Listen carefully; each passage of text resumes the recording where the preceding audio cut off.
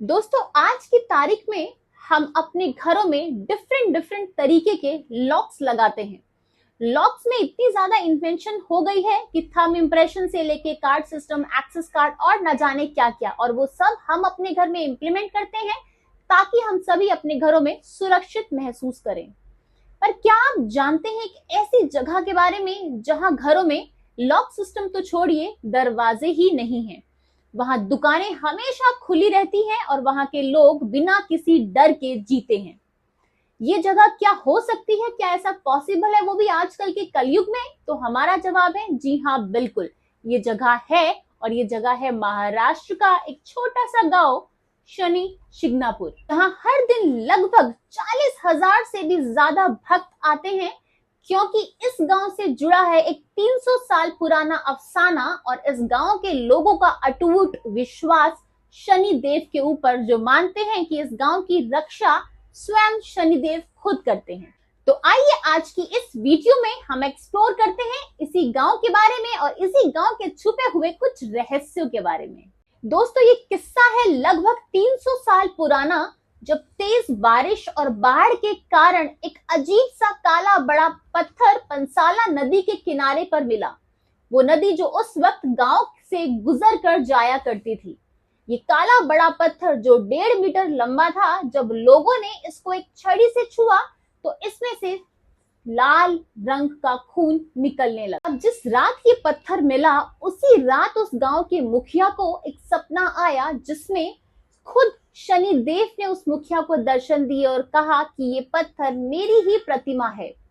उन्होंने कहा कि इस पत्थर को गांव के बीचों बीच रखो और मैं गांव की रक्षा करूंगा, पूरे गांव पर नजर रखकर। लेकिन उन्होंने ये भी कहा कि मेरी ये शर्त है कि इस प्रतिमा के ऊपर कोई भी छत नहीं होनी चाहिए। बस गांव वालों ने इस पत्थर को वहीं बीचों बीच एक स्तंभ के सहारे स्थापित कर दिया, और तभी से गांव वालों ने ताले और चाबी का त्याग कर दिया। उन्होंने अपने घर में दरवाजे भी सिर्फ लकड़ी के लगाए हैं, वो भी इसलिए ताकि कोई जानवर अंदर ना आ पाए। अपनी सुरक्षा का पूरा दामोदार पूरे के पूरे गांव वालों ने शनि देव पर ही छोड़ दिया, अपने अटूट विश्वास के चलते। ये परंपरा आज भी वहां के लोग फॉलो कर रहे हैं। आज भी वहां पर घरों में दरवाजे नहीं होते, लेकिन ये परंपरा सिर्फ गांव वालों तक ही सीमित नहीं है। 2011 में यूनाइटेड कमर्शियल बैंक ने वहां पर अपनी पहली लॉकलेस ब्रांच को खोला, जिसमें ग्लास का दरवाजा था और remote controlled electromagnetic lock system था, जो कि वहां की परंपरा और आधुनिक सुरक्षा को ध्यान में रखते हुए बनाया गया था, और इसका एक अद्भुत मिलन भी था। 2015 में यहाँ पर पहला पुलिस स्टेशन खोला गया, लेकिन वो पुलिस स्टेशन भी ऐसा था जिसमें दरवाजा नहीं था। लेकिन आज तक उस पुलिस स्टेशन में गांव वालों की तरफ से एक भी कंप्लेन दर्ज नहीं हुई है।